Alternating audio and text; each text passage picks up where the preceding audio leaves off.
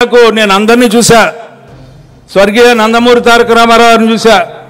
ఆ తర్వాత చంద్రబాబు నాయుడు గారితో 35 ఏళ్ళుగా పనిచేస్తున్నాను.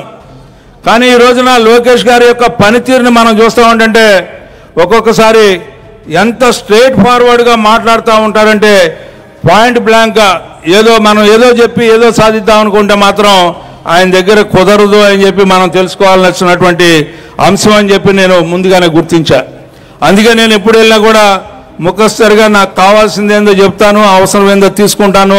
ఆ రకంగా ఆయన యొక్క మార్గాల్లో మనం అందరం కూడా నడుచుకుంటూ ఈ రోజున 6 నెలలు ఈ ఎన్నికల్ని జరిపారు అంటే మరి ముఖ్యంగా 15 రోజుల క్రితం నుంచి అంచెలంచెలుగా ఏ రకంగా ఈ యొక్క ప్రోగ్రెస్ మనకు కనబడిందంటే ప్రతి ఒక్క గ్రామంలో కూడా గ్రామ పార్టీని కూడా కార్యోన్ముఖులను చేసి ఈ ఎన్నిక వైపుకు తీసుకెళ్ళినటువంటి విధానం.